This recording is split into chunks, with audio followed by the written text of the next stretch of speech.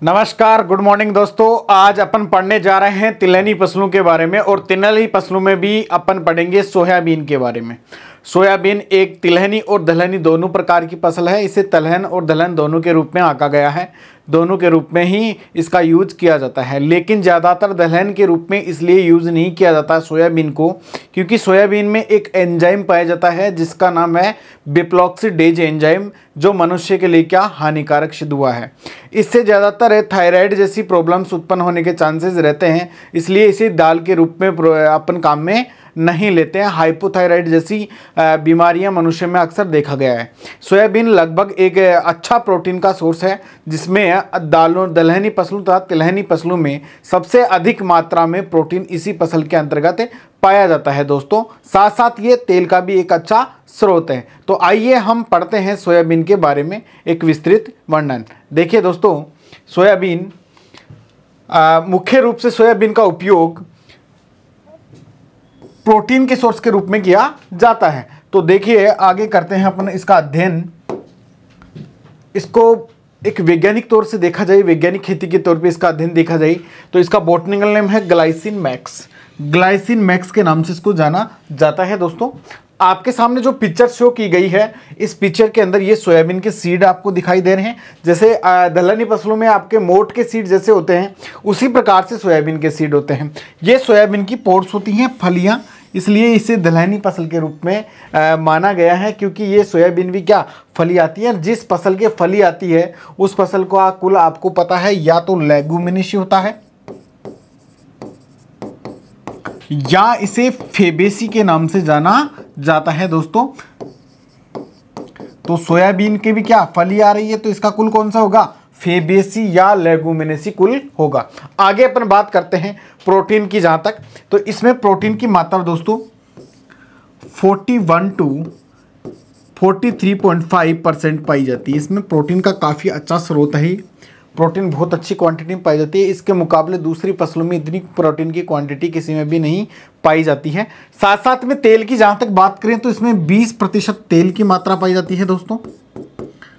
जहाँ तक दूध की बात की जाए तो इसे सोया दूध के नाम से जाना जाता है। इसके दूध को एक गाय के दूध के समान तवज्जो दी जाती है, क्योंकि इसमें एंटीबायोटिक जो जीवाणु पैदा होते हैं वो जीवाणु काफ़ी उनके भोजन के लिए ये अच्छा सिद्ध हुआ है। और एंटीबायोटिक कैपेसिटी के साथ साथ में ये जीवाणु का एक तरीके से क्या है, सोयाबीन भोजन भी है दोस्तों। साथ साथ में इसका उपयोग वनस्पति घी, जिसको डालडा घी के नाम से जाना जाता है, वो घी बनाने में भी इसका उपयोग किया जाता है। वनस्पति घी में इसका उपयोग बहुतायत से हो रहा है दोस्तों। आगे बात करते हैं उत्पत्ति स्थान की। तो इसका उत्पत्ति स्थान है चीन का पूर्वी भाग। चीन का पूर्वी भाग इसका क्या माना जाता है, उत्पत्ति स्थान के नाम से जाना जाता है दोस्तों। राजस्थान में इसकी खेती मुख्य रूप से कहाँ कहाँ होती है। राजस्थान में इसकी खेती देखिए, जो हाड़ौती क्षेत्र जिसको माना गया है, हाड़ौती के अंदर ज़्यादातर जैसे कि झालावाड़, कोटा, बारा और बूंदी, इनमें इसकी खेती सोयाबीन की बड़े स्तर पर की जाती है। सोयाबीन प्रोडक्शन में झालावाड़ का प्रथम स्थान पे है दोस्तों। और साथ साथ में अगर स्टेट की बात की जाए तो जो एमपी स्टेट है, जिसको मध्य प्रदेश के नाम से जाना जाता है, मध्य प्रदेश को एक सोया स्टेट के नाम से भी जाना जाता है। इसे सोया स्टेट के नाम से जाना जाता है दोस्तों। तो भारत देश के अंदर सबसे अधिक सोयाबीन उत्पादन करने वाला राज्य है तो कौन सा है, एमपी है, मध्य प्रदेश इसका नाम जाना जाता है। एमपी के जस्ट लगती सीमा ही अपनी हाड़ौती की है, जिसमें कोटा, बारा, बूंदी और झालावाड़ को शामिल है किया गया है। तो ये जो 4 जिले हैं राजस्थान में काफ़ी हद तक सोयाबीन का प्रोडक्शन कर रहे हैं दोस्तों। इस प्रकार से आगे अपन बात करते हैं कि इसको उगने के लिए कैसी जलवायु पसंद है, कैसी जलवायु में आसानी से उग सकता है दोस्तों। तो इसको उगने के लिए दोस्तों औसतन वार्षिक वर्षा चाहिए अपने को 65 से 125 सेंटीमीटर। अब ये वार्षिक वर्षा दी गई है 65 से 125 सेंटीमीटर या 650 से 1125 mm। अगर mm में जहाँ तक वर्षा पूछे आपसे तो mm में आपको बताना है 650 टू 1125 mm। ठीक है दोस्तों, इतनी इसको वार्षिक औसतन वर्षा की आवश्यकता पड़ती है। साथ साथ में अगर प्राथमिक अंकुरण की जहाँ तक बात करें कि इसके अंकुरण के लिए कितने तापमान की आवश्यकता होती है, तो इसके अंकुरण के लिए 15 से 32 डिग्री सेंटीग्रेड अगर तापमान हो तो उस तापमान पे ये आसानी से क्या कर लेती है, अपनी ग्रोथ कर लेती है, अपना अंकुरण पूरा कर लेती है और एक अच्छी प्रतिशतता में अंकुरण धारण कर लेती है दोस्तों, क्योंकि 15 से 32 डिग्री सेंटीग्रेड तापमान इसके बीजों के अंकुरण के लिए काफ़ी फेवरेबल तापमान सिद्ध हुआ है। आगे बात करते हैं वृद्धि और विकास के लिए, तो इसकी वृद्धि और विकास के लिए 25 डिग्री सेंटीग्रेड से 32 डिग्री सेल्सियस तापमान क्या रहता है, आवश्यक रहता है। और 40 डिग्री से अधिक तापमान होने पर इस पौधे के लिए क्या ये तापमान सुटेबल नहीं रहता है। 40 डिग्री से अधिक तापमान होने पर इस पौधे की प्रॉपर ग्रोथ और डेवलपमेंट दोनों क्या हो जाता है, रुक जाता है दोस्तों। तो इस प्रकार से तापमान मतलब अंकुरण के लिए 15 से 32 होना चाहिए तथा वृद्धि विकास के लिए 25 से 32 डिग्री होना चाहिए। 40 डिग्री से अधिक तापमान नहीं होना चाहिए, क्योंकि 40 डिग्री से अधिक तापमान होने पर पौधे की वानस्पतिक वृद्धि रुक जाती है, प्रोडक्शन भी क्या होना लग जाता है, गिर जाता है। तो ये तापमान इसके लिए क्या है, सूटेबल है। और सोयाबीन साथ साथ में एक अलग प्रकाशक्षेपी पौधा है। अल्प प्रकाशक्षेपी पौधे का मतलब है इस पौधे को दिन का जो औसतन प्रकाश रहता है या प्रकाश की जो अवधि रहती है उसमें 14 घंटे से कम प्रकाश की आवश्यकता रहती है, क्योंकि 14 घंटे से कम प्रकाश पे ये कई वैरायटियाँ इसकी ऐसी हैं जो पुष्पन क्रिया प्रेरित नहीं करती हैं, जिनको 14 घंटे से कम ही प्रकाश की आवश्यकता रहती है, क्योंकि ये 14 घंटे से कम प्रकाश की आवश्यकता में अपना पुष्पन क्रिया का काम पूर्ण कर लेती हैं दोस्तों। तो इसको 14 घंटे से कम क्या रहती है, प्रकाश की आवश्यकता रहती है। आगे बात करते हैं, ये एक प्रकार की खरीफ सीजन क्रॉप है, तो इसको वैसे भी प्रकाश की आवश्यकता क्या चाहिए होती है दोस्तों, कम चाहिए होती है। नेक्स्ट अपन बात करते हैं मृदा एवं खेत की तैयारी की।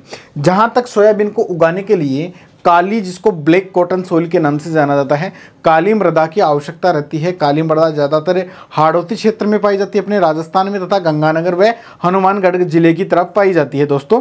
तो उसी प्रकार से इसके अच्छे बढ़वार उगने के लिए, इसको एक सुटेबिलिटी के लिए अच्छी मृदा चाहिए, ब्लैक कॉटन सोइल, जिसको काली मृदा या क्ले सोइल के नाम से दोस्तों जाना जाता है, जिसका पीएच मान 6.5 to 8.5 होना चाहिए। इसका पीएच इतना होना चाहिए।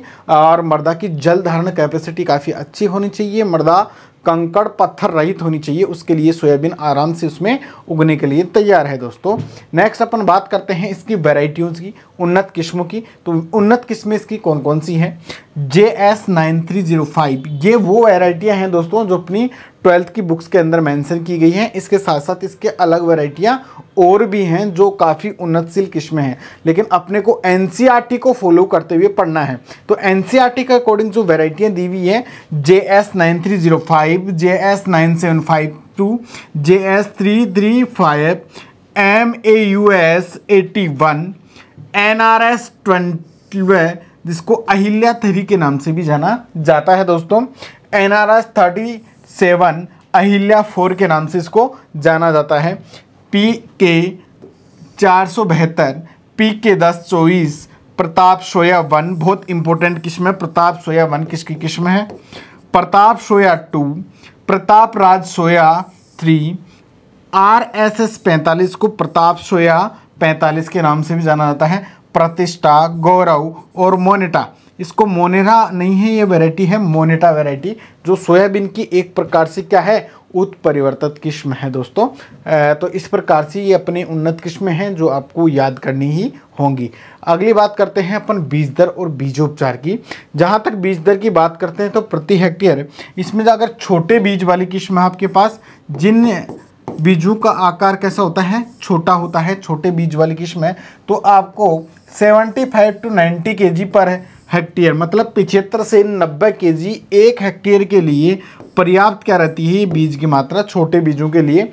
अगर मध्यम आकार के बीज हैं तो उनके लिए आपको 40 से 45 kg बीज की आवश्यकता रहेगी प्रति हेक्टेयर।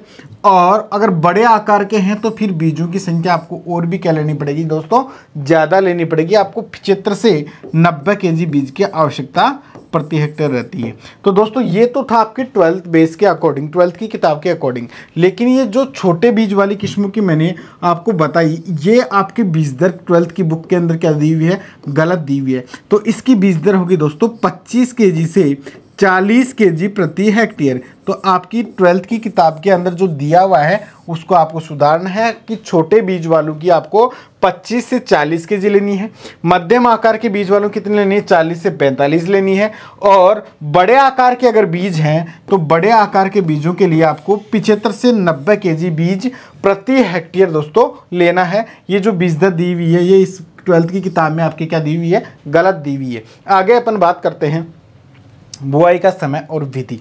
इसकी बुआई का समय 15 जून से 15 जुलाई तक है। दोस्तों देखिए, सोयाबीन एक क्या है, खरीफ सीजन की क्रॉप है।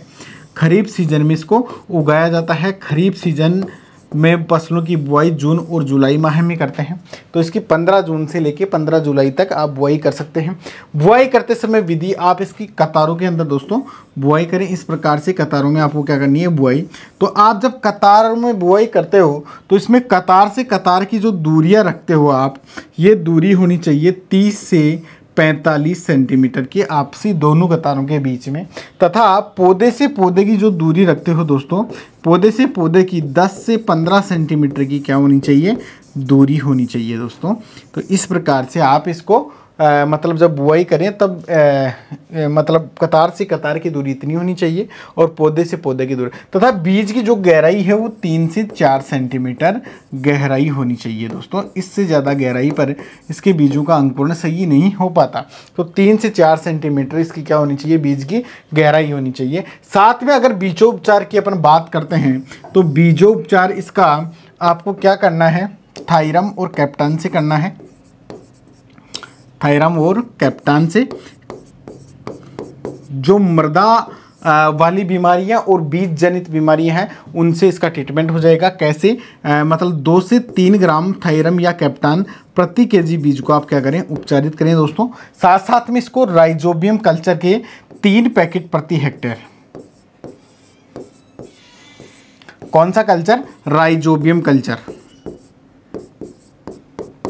अब राइजोबियम कल्चर का इसमें क्या उपयोग, क्योंकि ये क्या है, एक प्रकार की दलहनी फसल है दोस्तों, और दलहनी फसलों में राइजोबियम जीवाणु ग्रंथियों में रहता है और वातावरण से नाइट्रोजन स्थिरीकरण का कार्य करता है। इसलिए आप क्या करते हैं, दलहनी फसलों में राइजोबियम का प्रयोग करते हैं। मतलब 3 पैकेट प्रति हेक्टेयर या 600 ग्राम राइजोबियम कल्चर के पैकेट प्रति हेक्टेयर की दर से बीजों को क्या करें, अपन उपचारित करके छाया में सुखाकर बीजों की बुआई करते हैं दोस्तों।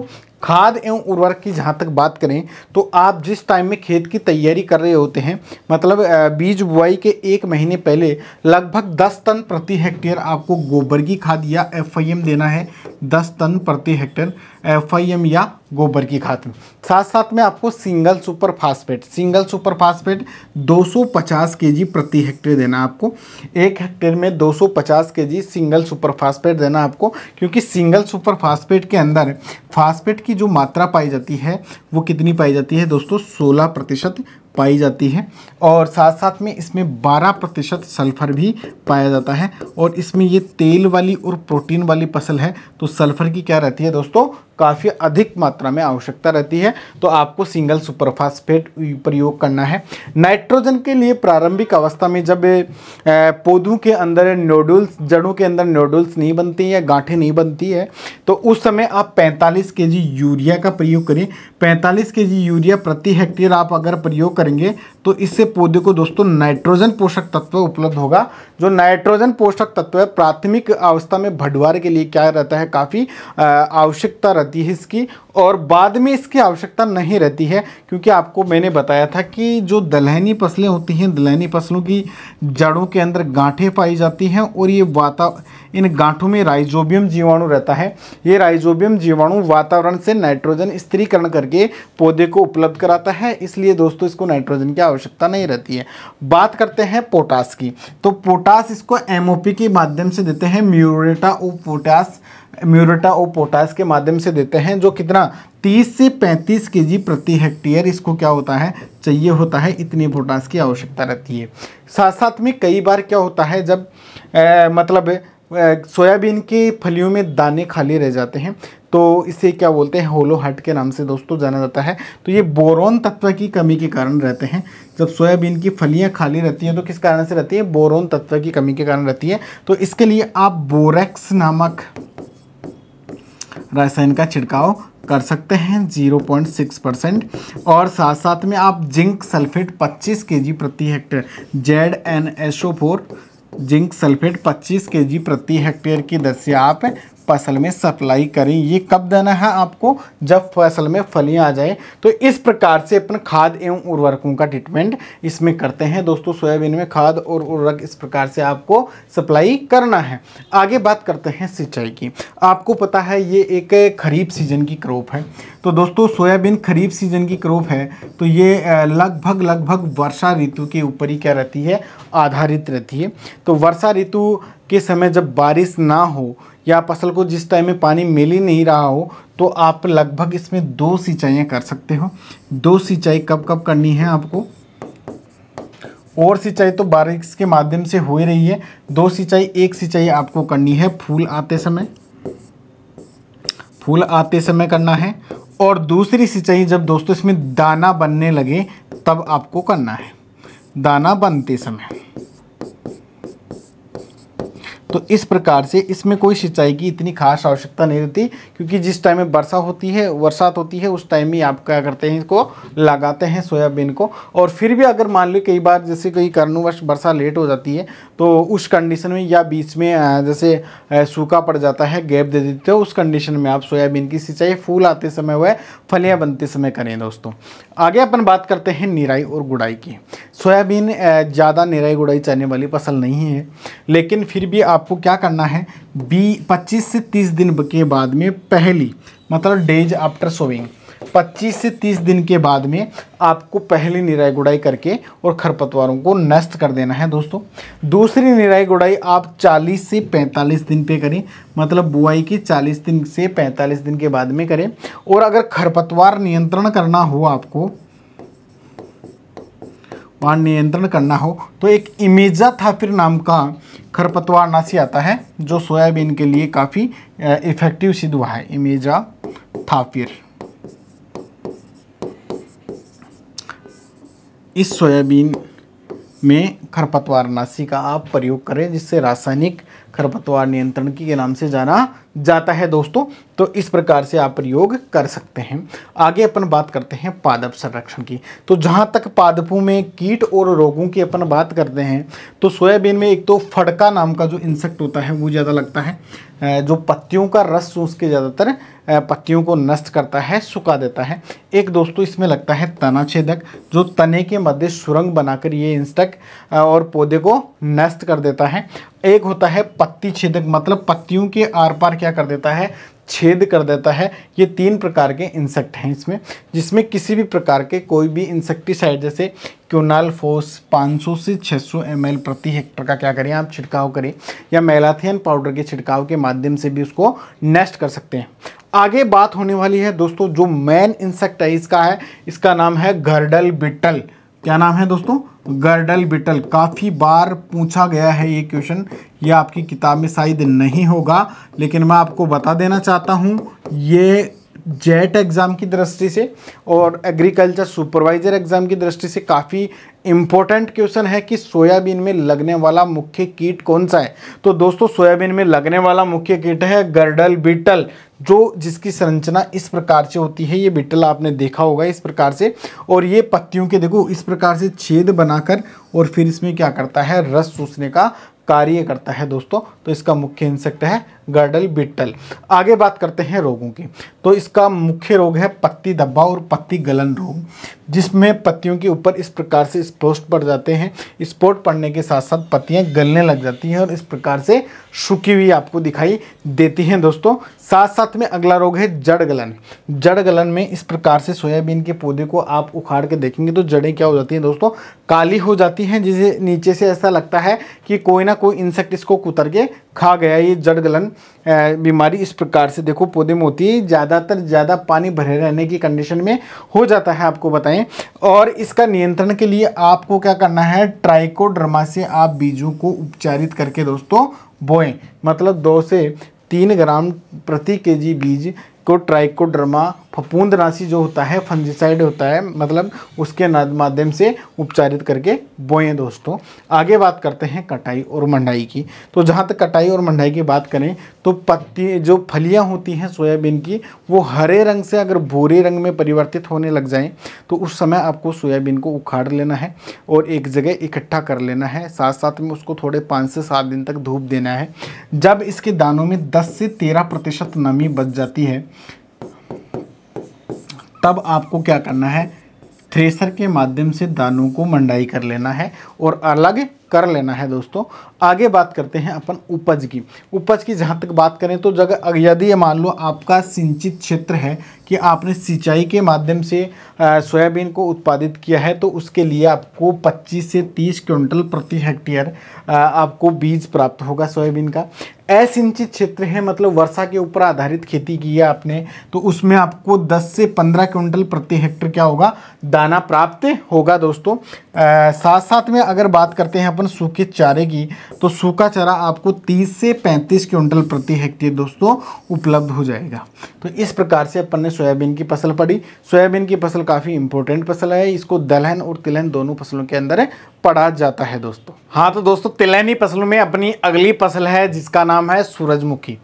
सूरजमुखी एक ऐसी फसल है जिसके फूल भी काफ़ी आपको दिखने में सुंदर और अट्रैक्टिव दिखाई देंगे।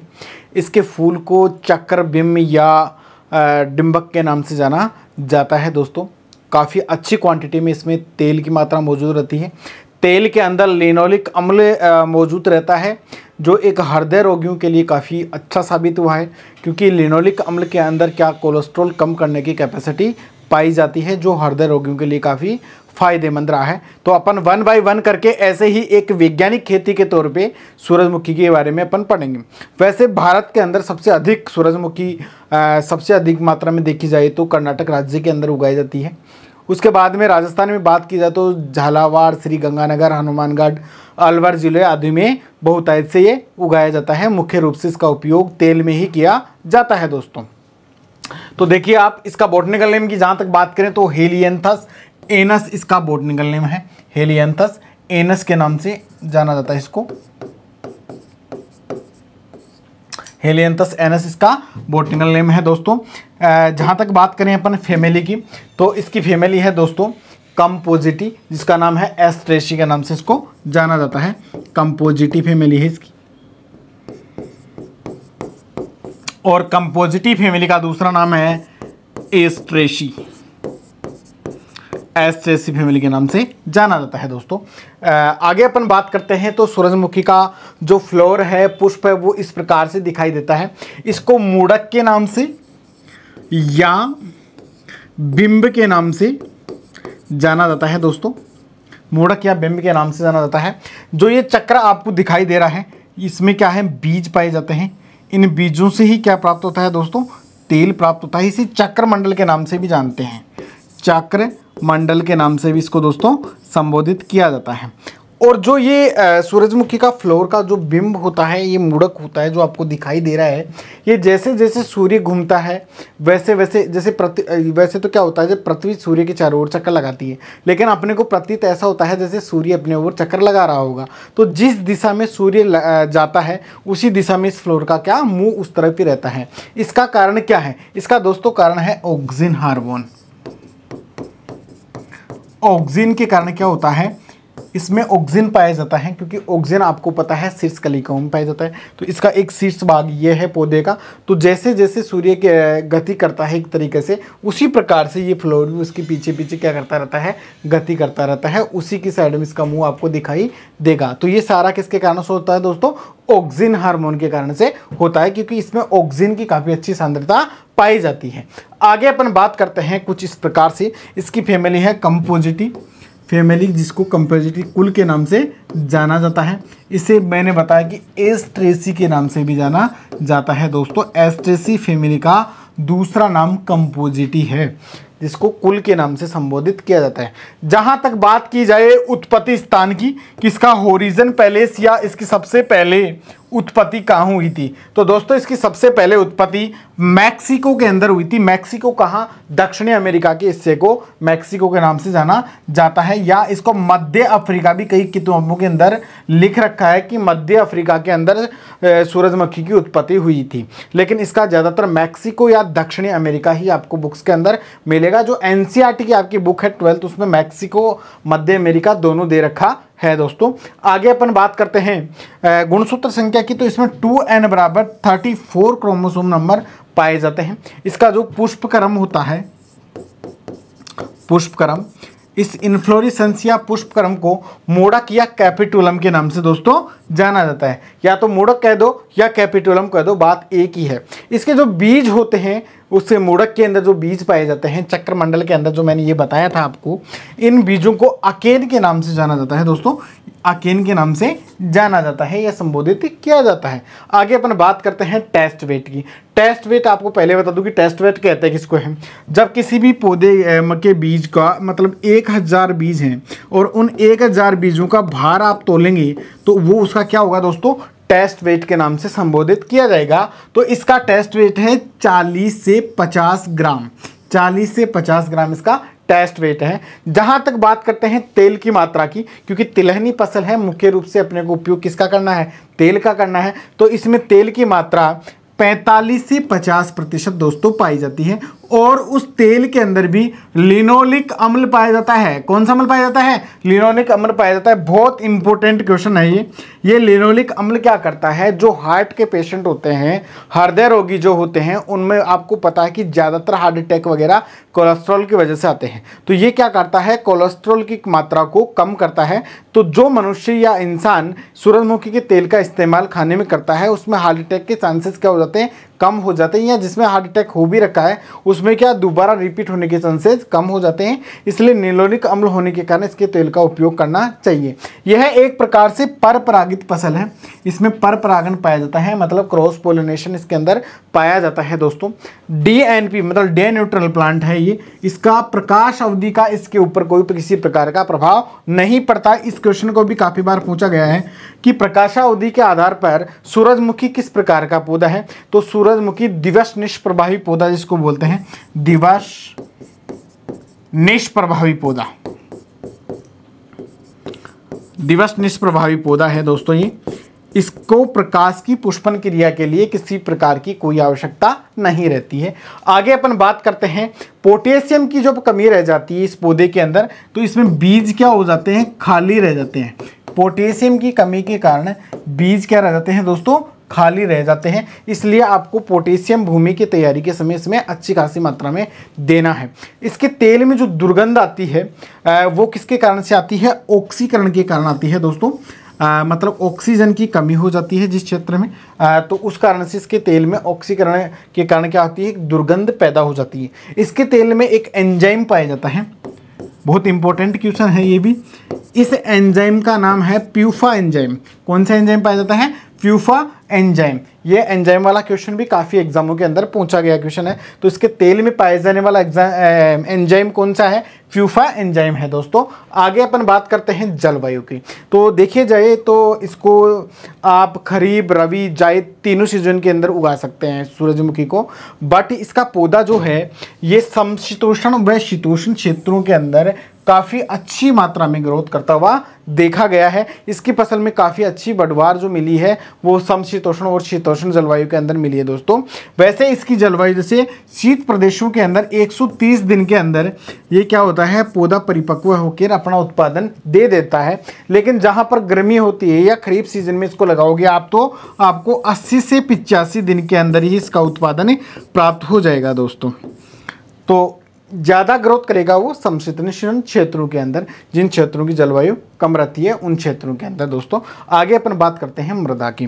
तो इसके लिए बलुई दोमट मृदा आवश्यक है मुख्य रूप से। बलुई दोमट मृदा में इसकी खेती आसानी से की जा सकती है, साथ साथ काली मृदाओं में भी इसकी खेती आसानी से की जा सकती है, लेकिन उसके लिए 6.5 टू 8.5 pH का होना बहुत ज़रूरी है। इसकी खेती अम्लीय, लवणीय और क्षारीय मृदाओं को छोड़कर सभी प्रकार की मृदाओं में भी आसानी से की जा सकती है, लेकिन मृदा अम्लीय, लवणीय और क्षारीयता से ग्रसित नहीं होनी चाहिए तथा मृदा के अंदर पोटेशियम पोषक तत्व की मात्रा की कमी नहीं होनी चाहिए दोस्तों। तो इन प्रकार की मृदाओं में आसानी से उगाया जा सकता है। बात करते हैं इसकी भूमि की तैयारी की। तो आपको क्या करना है, शुरुआत में एक जुताई आपको मिट्टी पलटने वाले हल से करनी है तथा 2-3 जुताई हैरो या कल्टीवेटर की सहायता से करके भूमि को पाटा लगा के आपको क्या कर लेना है, समतल कर लेना है। साथ साथ में आपको जो खाद और उर्वरक डालने हैं, जैसे कि आपको गोबर की खाद आपको 10 टन प्रति हेक्टेयर डालनी है, वो आपको बुआई से 1 महीने पहले डाल के कंप्लीट कर लेनी है। NPK, नाइट्रोजन, फास्फोरस और पोटास की मात्रा में क्या करना है, आपको फास्फोरस और पोटास की मात्रा पूर्ण रूप से इसी में डाल देनी है भूमि की तैयारी के समय दोस्तों। और नाइट्रोजन की आधी मात्रा, नाइट्रोजन की जो बची हुई आधी मात्रा है उसका प्रयोग आपको बाद में करना है। आगे अपन बात करते हैं इसकी वैरायटियों की। जो उन्नतशील किस्में हैं वो कौन कौन सी हैं दोस्तों। इसकी वैरायटी है BSH1, बहुत इंपॉर्टेंट वैरायटी है BSH1 CO5। ये CO5 दोस्तों पपीता की किस्म है, CO5 है ना। आगे देखते हैं DRSH1, HSHF 848, EC68415, KBSH1, MSN record, modern. इसके साथ साथ में RSFM1 सूर्या, बहुत इंपॉर्टेंट किस्म है इसकी। और ये जो मॉडर्न है ये भी काफ़ी क्या है, इंपॉर्टेंट किस्म है दोस्तों। TAS82, ये किस्में क्या है, आपके NCERT फॉलोइंग वैरायटियाँ हैं, ये आपको याद करनी होंगी। आगे अपन बात करते हैं जहाँ तक बीज दर और बीजोपचार की। दोस्तों अगर आपको इसकी बीज दर काम में लेनी है तो 8 से 10 kg प्रति हेक्टेयर की दर से आपको बीज दर इसकी काम में लेनी है। 8 से 10 kg बीज 1 हेक्टेयर के लिए क्या रहता है, सफिशियंट रहता है। बात करते हैं इसको बुआई जब करते हैं तो बुआई करते समय 60 × 20 मतलब क्या करना है आपको 60 सेंटीमीटर, तो आपको क्या रखना है, पंक्ति से पंक्ति की दूरी मतलब रो टू रो स्पेस रखना है दोस्तों। और आपको पौधे से पौधे की जो दूरी रखनी है वो रखनी है 20 सेंटीमीटर। साथ साथ में बीज की गहराई की बात जहां तक करी जाए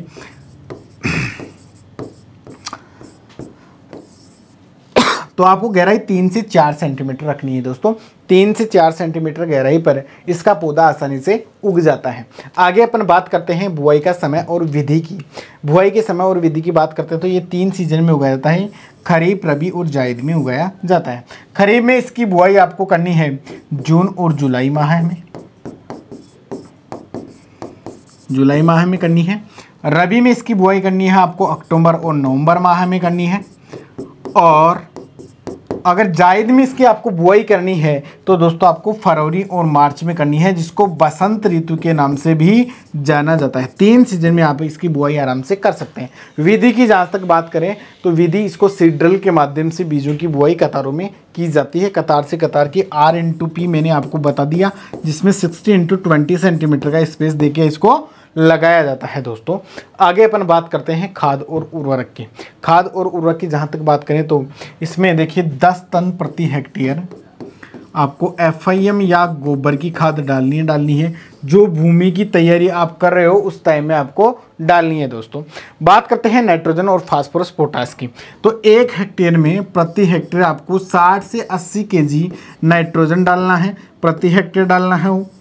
और फास्फोरस की जहाँ तक बात करती जाए तो 60 kg फास्फोरस प्रति हेक्टेयर आपको डालना है और 40 kg आपको पोटास प्रति हेक्टेयर दोस्तों डालना है। तो इस प्रकार से नाइट्रोजन, फास्फोरस और पोटास की मात्रा डालनी है आपको प्रति हेक्टेयर के हिसाब से। आगे बात करते हैं सिंचाई की। सिंचाई इसमें 3 अवस्था में करते हैं। जब एक तो चक्रमंडल बनने लगे उस समय, फिर जब डिस्क चक्र बन के पूरा होने लगे उस समय करते हैं, और जब उसमें बीज बनते हैं तो उस समय आपको सिंचाई करनी है दोस्तों। इन 3 अवस्थाओं में उसमें सिंचाई की काफ़ी मात्रा में आवश्यकता रहती है। आगे अपन बात करते हैं निराई और गुड़ाई की। निराई गुड़ाई इसमें 20 से 25 दिन के बाद में, जैसे ही पौधा अंकुरित होकर 20 से 25 दिन हो जाए उसमें पहली निराई गुड़ाई आपको कर लेनी चाहिए।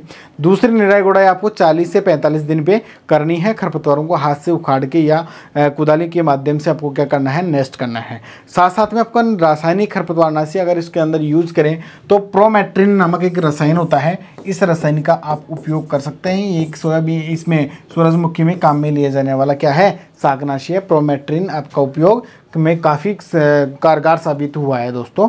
आगे अपन बात करते हैं जहाँ तक पादप संरक्षण की। पादप संरक्षण में इसमें जो लगने वाली मुख्य बीमारियां हैं वो एक तो है चारकोल रोट और एक अल्टरनेरिया ब्लाइट। जो अल्टरनेरिया ब्लाइट होता है ये क्या करता है, रुक रुक के पौधे को सुखा देता है।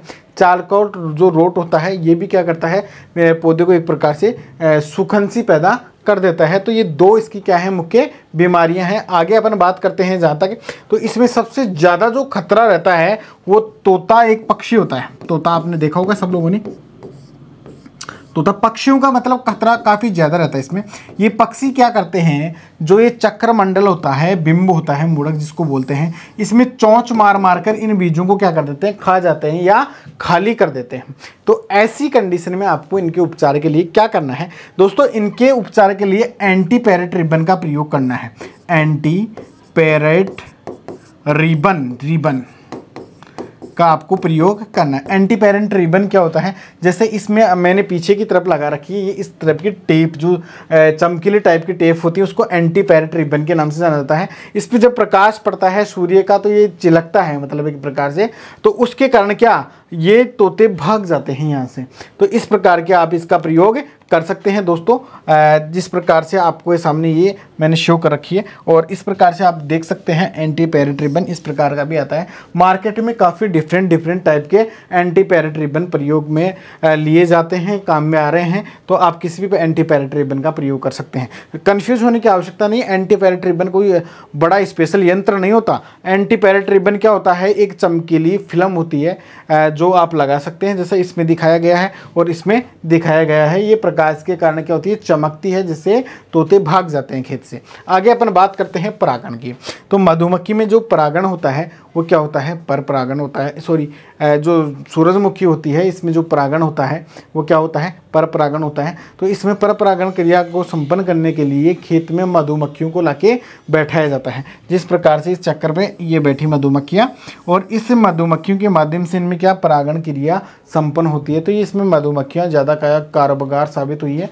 तो आप मधुमक्खियों के झुंड को लाकर या शहद का जो बॉक्स होता है उसको लाकर, जिसमें मधुमक्खियाँ काफ़ी हो, उनको लाकर अपन क्या करते हैं, छोड़ देते हैं श्रमिक मधुमक्खियों को। तो इस प्रकार से पोलिनेशन या परागण की क्रिया इसमें संपन्न हो जाती है दोस्तों। कटाई और मंडाई की बात की जाए तो इस प्रकार से जब चक्रमंडल ऐसे मुड़ने लग जाए हैं नीचे की तरफ सूख कर, तो इनको क्या कर लेते हैं, अपन तोड़ लेते हैं दोस्तों। और जब इनको अच्छी तरीके से क्या कर लेते हैं, सुखा लेते हैं। सुखाई करने के बाद में इनको या तो डंडों की सहायता से पीट के बीजों को अलग कर लिया जाता है, या दो फ्लावर्स को या दो पुष्पों को पकड़ के रगड़ मारते हैं आपस में, उसके माध्यम से इनको क्या कर लिया जाता है, बीजों को अलग के लिया जाता है, तेल के लिए अलग से भंडारित कर लिया जाता है। आगे अपन बात करते हैं उपज की। तो उपज दोस्तों इसकी है 16 से 20 क्विंटल पर हेक्टेयर, मतलब 1 हेक्टेयर क्षेत्रफल में आपको 16 से 20 क्विंटल बीज की प्राप्ति आसानी से हो सकती है। तो इस प्रकार से आपने ये सूरजमुखी पढ़ा, काफ़ी अच्छा लगा। आइए दोस्तों अपन पढ़ते हैं अगली तिलहनी फसल, जिसका नाम है सरसों या मस्टर्ड के नाम से जिसको जाना जाता है। भारत में अलग अलग प्रकार की सरसों पाई जाती है। आपने सुना होगा काली सरसों, पीली सरसों, इसके साथ साथ ब्राउन सरसों के नाम से भी सुना होगा। तारामीरा के रूप में भी पाया जाता है, दाना के जैसे सरसों की तरह आपको दिखाई देगा दोस्तों। तो उस प्रकार से अलग अलग प्रकार की सरसों दिखाई देगा। लेकिन जो आपके एनसीईआरटी बेसिस कोर्स है उसमें सरसों का इतना कोई क्लासिफिकेशन दिया हुआ नहीं है। सिंपली आपको क्या इसकी एक वैज्ञानिक खेती के बारे में आपको पढ़ना है दोस्तों। सरसों के तेल का उपयोग मुख्य रूप से खाने के रूप में, अचार को परिरक्षित करने के रूप में किया जाता है तथा मालिश करने के रूप में इसका तेलों का प्रयोग किया जाता है। सरसों का उत्पादन भारत में नहीं बल्कि राजस्थान में भी बहुत उच्च स्तर पे हो रहा है और साथ साथ में भारत और राजस्थान की एक मुख्य तिलहनी फसल के रूप में इसको जाना जाता है सरसों को। तो राजस्थान में इसकी खेती मुख्य रूप से सर्वाधिक जैसे कि गंगानगर, भरतपुर, अलवर तथा हनुमानगढ़ ज़िले के अंदर की जाती है। वैसे ज़्यादातर और भी छोटे छोटे क्षेत्रों में अन्य ज़िलों में की जाती है, लेकिन सबसे अधिक उत्पादन की जहाँ तक बात करें तो गंगानगर ज़िला और भरतपुर ज़िला इसमें काफ़ी अग्रणीय साबित हुए हैं और अलवर भी इससे कई कम नहीं है दोस्तों। तो अपन इसकी वैज्ञानिक खेती के बारे में अब आगे पढ़ने जा रहे हैं। सरसों का बोटनिकल नेम है जो है ब्रेसिका जुन्सिया। ब्रेसिका जुन्सिया, इसे भारतीय सरसों के नाम से दोस्तों जाना जाता है, ब्रेसिका जुन्सिया।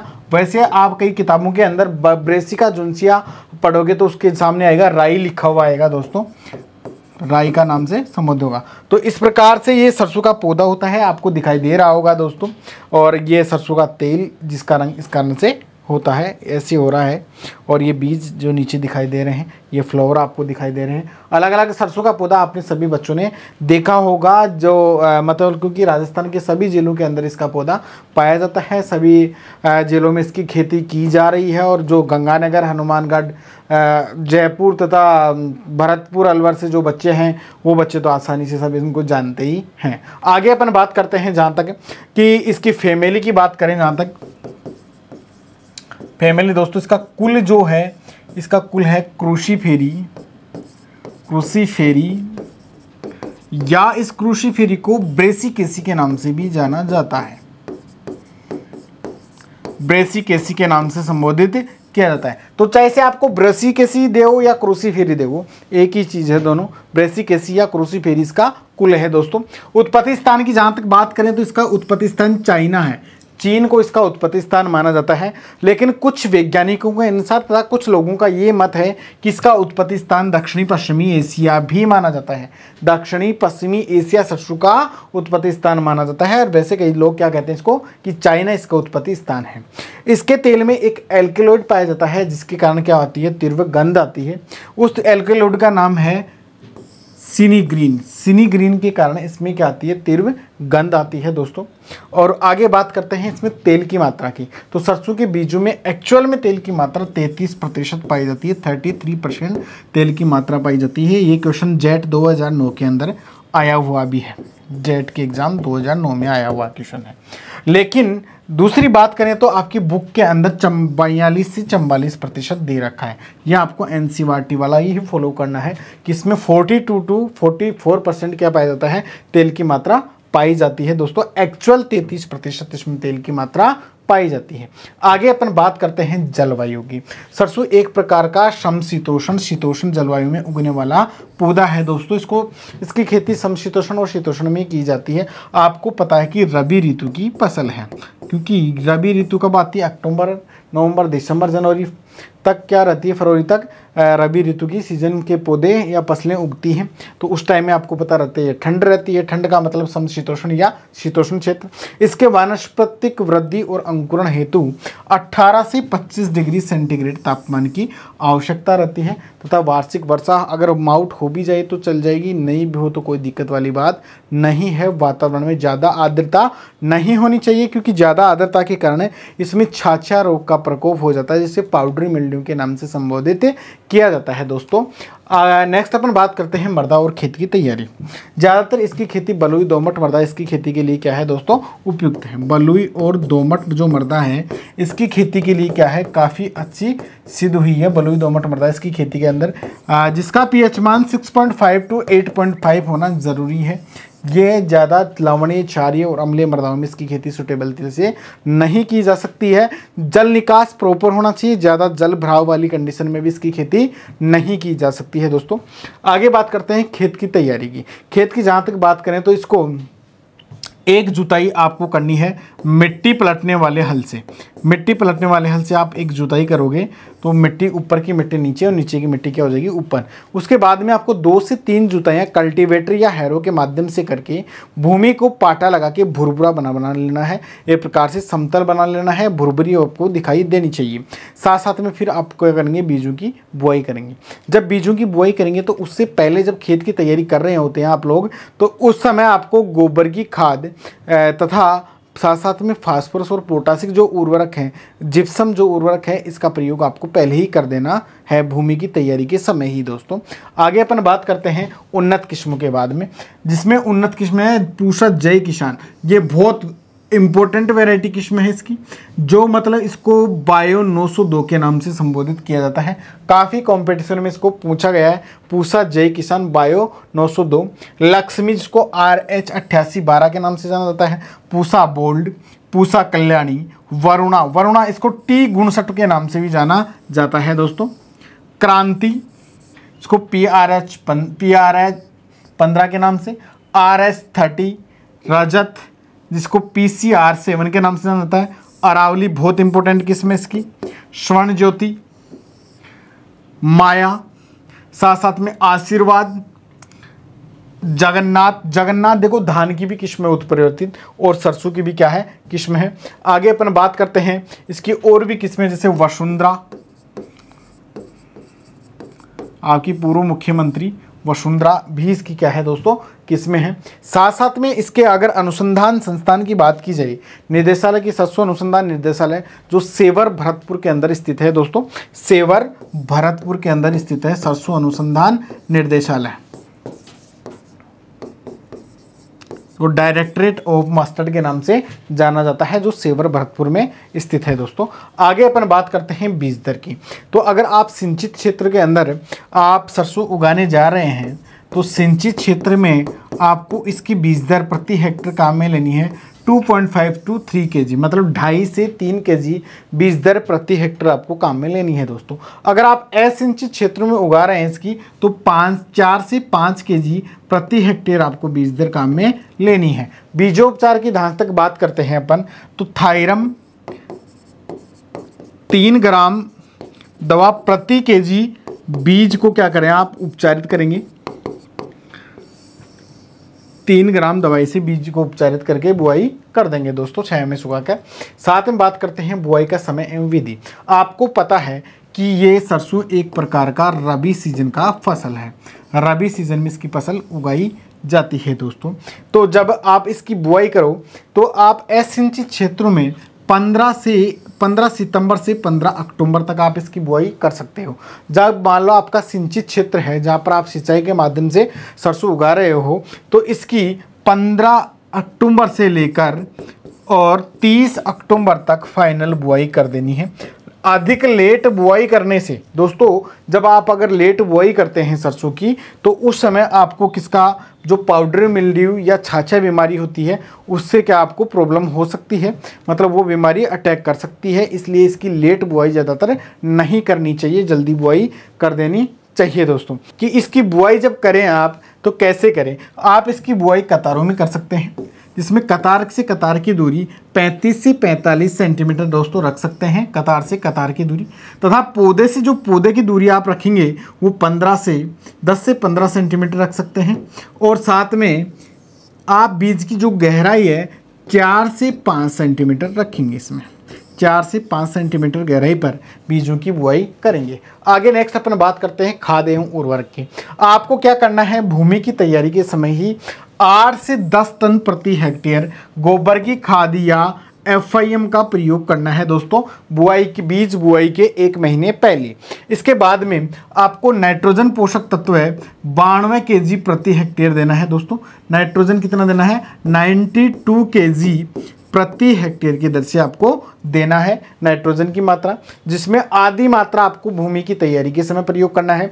और बची मतलब लगभग आपको 46 kg जो नाइट्रोजन है भूमि की तैयारी के समय आपको दे देना है। बची जो 46 kg मात्रा है आपको फूल आते समय तथा फलियां बनते समय देना है। जब फलियों में दाने भरे उस समय भी आप दे सकते हैं। साथ साथ में बात करते हैं अपन फास्फोरस की और पोटास की। तो 32 kg फास्फोरस प्रति हेक्टेयर आपको देना है और पोटास 25 kg प्रति हेक्टेयर देना है। साथ साथ में आपको बात बताएं कि आपको पता है तिलहनी फसलों में तेल की मात्रा बढ़ाने के लिए सल्फर नामक पोषक तत्व की आवश्यकता रहती है। तो सल्फर पोषक तत्व की आवश्यकता के लिए आपको सल्फर अलग से देना है, 40 kg प्रति हेक्टेयर की दर से आपको सल्फर देना है दोस्तों। साथ साथ में 250 kg आपको प्रति हेक्टेयर की दर से जिप्सम का प्रयोग करना है, 250 kg जिप्सम के प्रयोग से, क्योंकि जिप्सम में सल्फर और कैल्शियम दोनों पोषक तत्व मौजूद रहते हैं। तो इसकी मात्रा की क्या कर देते हैं दोस्तों, ये पूर्ति कर देते हैं। आपको पता है जिप्सम के अंदर 29.2% कैल्शियम पाया जाता है तथा साथ साथ में 18.6% क्या पाया जाता है दोस्तों, सल्फर पाई जाती है। ये क्वेश्चन भी आपके पूछा गया है ऑब्जेक्टिव टाइप क्वेश्चन में कि जिप्सम में सल्फर की मात्रा कितनी होती है या जिप्सम में कैल्शियम की मात्रा कितनी होती है दोस्तों। तो इस प्रकार से आप खाद एवं उर्वरकों का प्रयोग करेंगे। आप करेंगे 8 से 10 टन प्रति हेक्टेयर FIM देंगे, 92 kg आपको क्या देने हैं, नाइट्रोजन देनी है, 32 kg फास्फोरस देनी है, 25 kg पोटास प्रति हेक्टेयर देनी है, 250 kg आपको जिप्सम का प्रयोग करना है और साथ साथ में तेल की मात्रा बढ़ाने के लिए 40 kg सल्फर की मात्रा का प्रयोग करना है दोस्तों। आगे अपन बात करते हैं सिंचाई की। सिंचाई की जहाँ तक अपन बात करते हैं तो इसमें सरसों में 3 से 4 सिंचाइयों की दोस्तों आवश्यकता रहती है। मतलब 3 से 4 सिंचाई सरसों के पौधे को चाहिए ही चाहिए एक अच्छे सफलतापूर्वक उत्पादन प्राप्त करने के लिए। तो आप पहली सिंचाई 20 से 30 दिन के ऊपर आप कर दें। मतलब जब सरसों की बुआई करने के बाद 20 से 30 दिन हो जाए पहली सिंचाई आपको करनी है। मतलब जब शाखाएं बनना स्टार्ट हो, डंठल बनना स्टार्ट हो, उस समय आपको सिंचाई कर देनी है। दूसरी सिंचाई आपको 40 से 45 दिन पे करनी है। जब इसमें ब्रांचेज निकलने लग जाए उस समय आपको सिंचाई करनी है दोस्तों। तीसरी सिंचाई आपको करनी है 70 से 80 दिन के ऊपर, जब फूल आके फलियों में परिवर्तित होने लग जाएं तब आपको करनी है। और चौथी सिंचाई आपको 90 से 100 दिन पे करनी है दोस्तों, जब फलियों में दाने भर जाएं। तो दाने की पकाई के लिए उसके काफ़ी एक अच्छे तेल की मात्रा लाने के लिए 90 से 100 दिन के ऊपर सिंचाई की आवश्यकता पड़ती है। तो इस प्रकार से इसमें 4 सिंचाइयों की आवश्यकता पड़ती है। लगभग इन चारों सिंचाइयों की आप जब कंप्लीट मात्रा पूरी कर देंगे तो सरसों का सफलतापूर्वक उत्पादन प्राप्त कर सकते हैं। आगे अपन बात करते हैं दोस्तों निराई और गुड़ाई की। सरसों के पौधे में ज़्यादातर निराई गुड़ाई की आवश्यकता नहीं रहती, लेकिन फिर भी जैसे रबी के खरपतवार काफ़ी आक्रमण कर देते हैं, जैसे बथुआ जैसे खरपतवार, उनको नियंत्रण करने के लिए क्या करते हैं अपन, निराई गुड़ाई कर देते हैं। 20 से 25 दिन के ऊपर आप निराई गुड़ाई अप्लाई कर सकते हैं। उसके बाद में आपको क्या करना है, अगर पहले ही आपको निराई गुड़ाई, तो पेंडामिथाइलिन दवा जो होती है इसको मतलब लगभग 500 ग्राम दवा का मात्रा का कब करते हैं, जब बीज की आप बुआई कर दें और अंकुरण ना हो उससे पहले ही आपको क्या कर देनी है, छिड़काव कर देना है किसका, पेंडामिथाइलिन दवाई का। उसके बाद में ओरोबैंकिस का क्या है, मुख्य खरपतवार है, तथा सरसों का सत्यानाशी भी क्या है, मुख्य खरपतवार है। सत्यानाशी और ओरोबैंकिस का मुख्य खरपतवार। सत्यानाशी सरसों का एक क्या है, नकलची खरपतवार है। तो ये नकलची खरपतवार सरसों के दानों के समान इसके बीज दिखाई देते हैं। साथ साथ में इसका जो पौधा है शुरुआती अवस्था में सत्यानाशी को सरसों के समान ही दिखाई देता है दोस्तों। तो इसका नकलची खरपतवार कौन सा है, सत्यानाशी है। आगे अपन बात करते हैं ओरोबैंकी की। तो ओरोबैंकी का नियंत्रण के लिए क्या करते हैं आप, ग्लाइफोसेट दवा क्या कितने दिन बाद में, 25 दिन के बाद में प्रयोग कर सकते हैं प्रति हेक्टेयर। मतलब इसकी दवाई का उपयोग कैसे करेंगे आप, ग्लाइफोसेट 3 ml प्रति kg प्रति लीटर वाटर में मिलाकर प्रयोग करते हैं दोस्तों। इस प्रकार छिड़काव करने से ओरोबैंकी खरपतवार का भी क्या हो जाता है, ट्रीटमेंट हो जाता है। नेक्स्ट अपन बात करते हैं पादप संरक्षण की। तो इसमें लगने वाले जो कीट हैं वो है आरा मक्खी और पेंटेड बग। आप देखा होगा, आरा मक्खी ने भी देखी होगी आपने और पेंटेड बग भी देखा होगा। इसके नियंत्रण के लिए आपको क्या करना है, मिथाइल पैराथीन का छिड़काव करना है और डाइमिथोएट का छिड़काव करना है। 30 EC का छिड़काव करना है 1.2 ml मतलब प्रति लीटर पानी में मिलाकर दोस्तों। नेक्स्ट अपन बात करते हैं रोग, जो झुलसा या ब्लाइट लगता है इस पौधे के अंदर। और इस प्रकार से झुलसा या ब्लाइट में पौधे की पत्तियां हो जाती हैं जो आपको दिखाई दे रही होंगी दोस्तों, पीली कुछ का मतलब ग्रीन सी कलर की। इस प्रकार से आपको अलग अलग रंग की सी पत्तियां दिखाई दे रही हैं। तो जैसा इस इमेज में आप देख सकते हैं, इमेजिन कर सकते हैं, झुलसा या ब्लाइट इस प्रकार से लगता है। इसके लिए क्या करें आप, जाइनेब 2 ग्राम प्रति लीटर पानी में मिलाकर 20 दिन के अंतराल पे आप छिड़काव करते रखें। अब जब भी इसका नियंत्रण नहीं हो तो आप रेडोमिल दवा का क्या कर सकते हैं, इसमें स्प्रे कर सकते हैं। तो इसमें झुलसा का नियंत्रण हो जाएगा। आगे बात करते हैं छाछिया। छाछिया या पाउडर मिल्ड्यू मतलब पौधे की पत्तियों पर सफ़ेद पाउडर जैसा हो जाता है, इस प्रकार से। तो इसके नियंत्रण के लिए ये काफ़ी ज़्यादातर कंडीशन में कब लगता है, जब आप फसल को पछेती बुआई करते हैं तब लगता है। तो इस प्रकार से आपने देखा होगा सरसों की फसल में, मतलब पूरे जब सरसों की फसल से एक बार आदमी निकल भी जाता है तो कपड़े पूरे क्या हो जाते हैं, सफ़ेद रंग के से हो जाते हैं।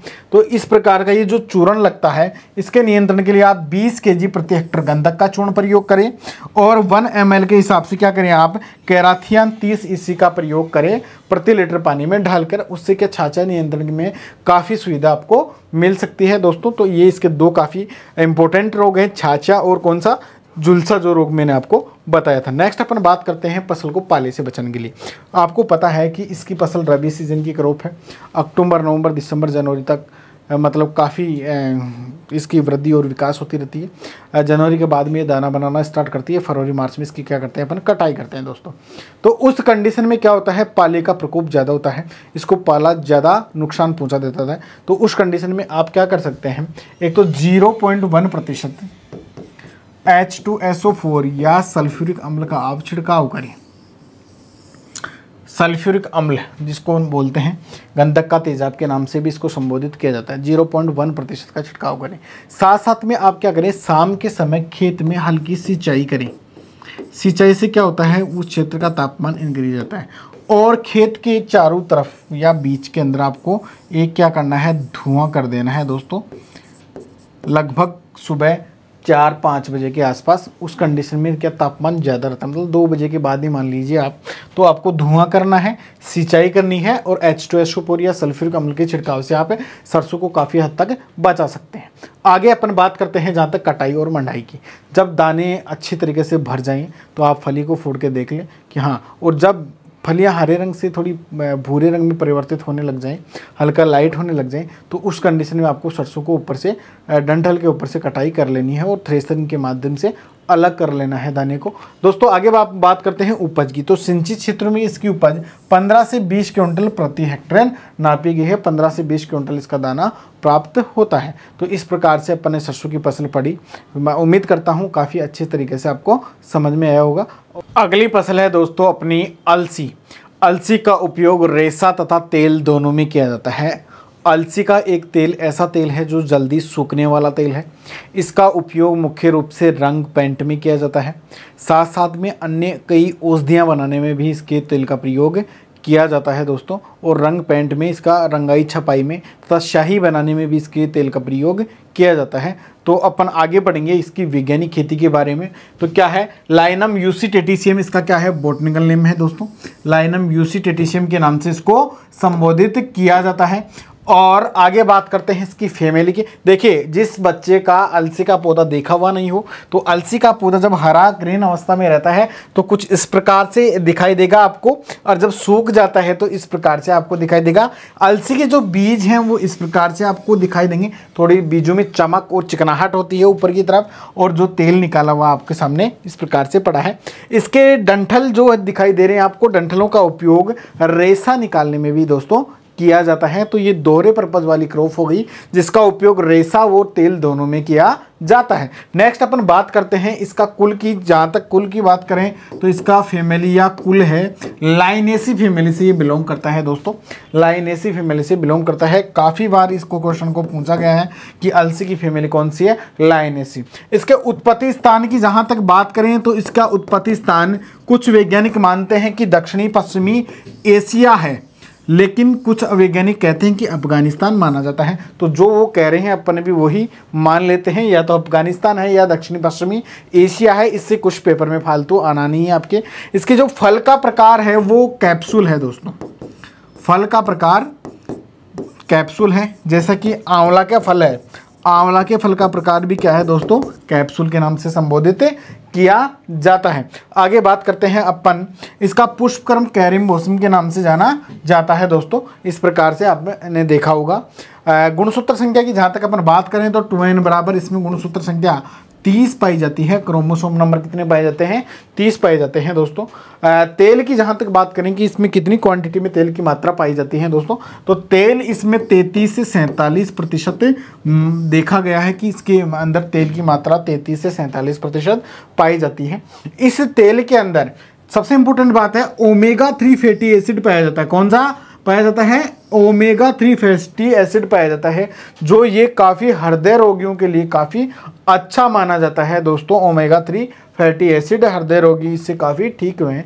साथ साथ में इसके तेल में 50 से 70% लिनोलिक अम्ल की मात्रा पाई जाती है। जैसे सूरजमुखी में पाया जाता है लिनोलिक अम्ल, उसी प्रकार से 50 से 70% लिनोलिक अम्ल किसमें पाया जाता है, अलसी में पाया जाता है। और रेसे की मात्रा 31.2% पाई जाती है दोस्तों। और तेल के अंदर 28.3% तक वसा की मात्रा देखी गई है दोस्तों। साथ साथ में इसमें कार्बोहाइड्रेट की मात्रा भी प्रेजेंट होती है। तो वसा, रेसा, लिनोलिक अम्ल, ओमेगा 3 फैटिक एसिड काफ़ी अच्छी मात्रा में इसमें पाए जाते हैं। तेल की मात्रा 33 से 47% तक पाई जाती है। आगे अपन बात करते हैं दोस्तों इसकी जलवायु की। अलसी एक प्रकार की लिनसीड जिसको बोलते हैं, एक प्रकार की रबी सीजन का क्रॉप है। तो इसको रबी सीजन का क्रॉप है तो इसके लिए मतलब शीतोष्ण या समशीतोष्ण जलवायु की आवश्यकता दोस्तों रहती है। इसके लिए 25 से 30 डिग्री सेंटीग्रेड का जो तापमान है वो इसकी खेती के लिए काफ़ी अच्छा माना जाता है। 25 से 30 डिग्री सेंटीग्रेड तापमान पर इसकी खेती आसानी से की जा सकती है। साथ साथ में इसकी खेती धान के साथ भी मिलाकर की जा सकती है दोस्तों। बिहार तथा छत्तीसगढ़ राज्य के अंदर ऐसा किया जाता है कि एक मिश्रित खेती के रूप में या इंटरकल्चर के रूप में जो अलसी है उसकी बुआई धान के साथ में की जाती है। नेक्स्ट अपन बात करते हैं मृदा और खेत की तैयारी। अलसी के लिए जब मृदा की बात करें तो मृदा इसके लिए बलुई दोमट मृदा चाहिए, जिसमें मतलब कांफ वाली मृदा नहीं हो। इसके लिए आपको बताऊं कले मृदा हो तो उसमें भी इसकी खेती आसानी से की जा सकती है। बलुई दोमट मृदा में और भी अच्छी तरीके से इसकी खेती होती है। ज़्यादा खासकर पानी चाहने वाली फसल भी नहीं है कि ज़्यादा मात्रा में पानी चाहिए, लेकिन ठीक ठाक कंडीशन में इसको पानी की आवश्यकता रहती है। देखिए दोस्तों, ज़्यादातर कंडीशन में ये क्षेत्रफल की बात करें तो भारत में इसका क्षेत्रफल ज़्यादा है, लेकिन उत्पादन बात करें तो अमेरिका में ज़्यादा है। मध्य प्रदेश राज्य के अंदर मध्य प्रदेश में अलसी की बहुतायत से खेती हो रही है। मध्य प्रदेश में काफ़ी ज़्यादा मात्रा में इसका उत्पादन हो रहा है। राजस्थान के हाड़ौती प्रदेश, गंगानगर, कोटा मतलब टोंक आदि जिलों में भी इसकी खेती आराम से की जा रही है, आसानी से की जा रही है। तो ऐसी चीज़ नहीं है कि कोई अनभिज्ञ फसल है, अपने राजस्थान में भी इसकी खेती की जा रही है काफ़ी लंबे क्षेत्रफल पर। आगे बात करते हैं खेत की तैयारी की। तो खेत की तैयारी करते समय एक जुताई मिट्टी पलटने वाले हल से 2 से 3 जुताई आपको क्या करनी है, कल्टीवेटर देसी हल से करके मिट्टी को भुरभुरा बना लेना है और फिर बीजों की आपको बुआई करनी है दोस्तों। उन्नत किस्मों की बात करें, RL 10271, चंबल, जवाहर 23, शिखा, त्रिवेणी बहुत इंपॉर्टेंट किस्म है। शिखा किसकी किस्म है, त्रिवेणी किसकी किस्म है, तो ऐसे किस्मों के बारे में पूछा गया है। किरण है, कार्तिक है, जवाहर 17 है, जीवन, गौरव आदि किस्में इसकी क्या है, उन्नत किस्में हैं दोस्तों। तो इन किस्मों को आप अच्छे तरीके से ध्यान देके पढ़ना। नेक्स्ट बात करते हैं अपन बीज दर और बीजोपचार की। अगर आप दोस्तों अगर इसकी बीज दर बात करें प्रति हेक्टेयर के हिसाब से, तो आप सामान्य बीज दर 15 से 18 kg प्रति हेक्टेयर का में ले सकते हैं। मतलब सिंपल बुआई करने के लिए 15 से 18 kg आपको बीज दर की आवश्यकता पड़ती है। अगर आप मिश्रित फसल के साथ इसकी बीज दर की बुआई कर रहे हैं, मतलब मिश्रित फसल मतलब 2 या 2 से अधिक फसलों को मिलाकर बोना या बीजों को मिलाकर बोना क्या कहलाता है, मिश्रित फसल। तो अगर मिश्रित फसल के बारे में कर रहे हैं तो 8 से 10 kg प्रति हेक्टेयर आपको बीज की आवश्यकता रहेगी। अगर आप दोहरे पर्पज के लिए इसकी खेती कर रहे हो, मतलब आपको रेशा भी प्राप्त करना है और आपको बीज भी प्राप्त करना है तेल निकालने के लिए, तो इसके लिए आपको 45 kg प्रति हेक्टेयर की दर से बीज काम में लेना है। बीजोपचार की जहाँ तक बात करें, केराथियन दवा का मतलब एक इंसेक्टिसाइड के रूप में पहले बाद में स्प्रे करते हैं, तब बीजोपचार के समय आपको क्या करना है दोस्तों, थायरम और कैप्टान से इसको प्रति केजी बीज को उपचारित करना है, 2.5 ग्राम थायरम या कैप्टान लेके। आगे अपन बात करते हैं बुआई, खाद और उर्वरक की। 10 टन आपको प्रति हेक्टेयर क्या करना है, FIM या गोबर की खाद का प्रयोग करना है दोस्तों। उसके बाद में आपको क्या करना है, 60, 40 और 40 NP और K नाइट्रोजन फास्फोरस की आपको क्या करनी है, पूर्ति करनी है। साथ में आपको 250 kg जिप्सम प्रति हेक्टेयर प्रयोग करना है दोस्तों। तो ये भूमि की तैयारी के समय प्रयोग करना है। नाइट्रोजन की आधी मात्रा का प्रयोग जब इसमें पुष्पन क्रिया प्रारंभ हो तब प्रयोग करना है दोस्तों। सिंचाई की जहाँ तक बात करें तो इसको 3 से 4 सिंचाइयों की आवश्यकता पड़ती है। आप 3 से 4 सिंचाइयाँ इसमें कर सकते हैं। आगे बात करते हैं निराई गुड़ाई की। 20 से 25 दिन के बाद में आपको क्या करना है, प्रथम निराई गुड़ाई करनी है तथा पेंडामिथाइलिन खरपतवार नाशी का उपयोग कर लेना है दोस्तों। निराई गुड़ाई के अंदर साथ में कोई भी खरपतवार आ रहा है तो उसको उखाड़ के फेंक दें। आगे बात करते हैं पादप संरक्षण की। पादप संरक्षण में जहाँ तक बात करते हैं कीट और रोगों की, तो इसमें ज़्यादातर देखिए दोस्तों मेन तो क्या लगता है, रोली रोग लगता है, उकठा लगता है और छाछा लगता है। उकठा या विल्ट मतलब पौधा ऊपर से सूखता सूखता नीचे की तरफ चला जाता है, चने की तरह।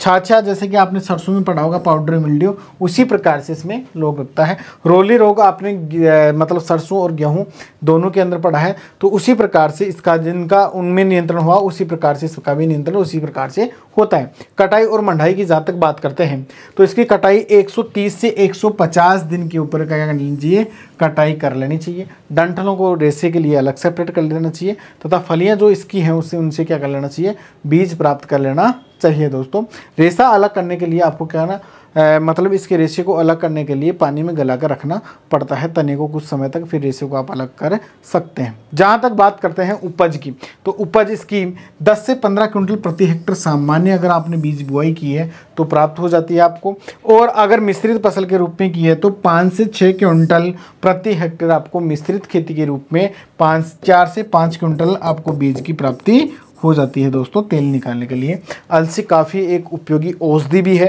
रेचक औषधि के रूप में भी इसका प्रयोग किया जाता है। तो इस प्रकार से अपनी तिलहनी फसलें क्या हो गई दोस्तों, कंप्लीट हो गई हैं।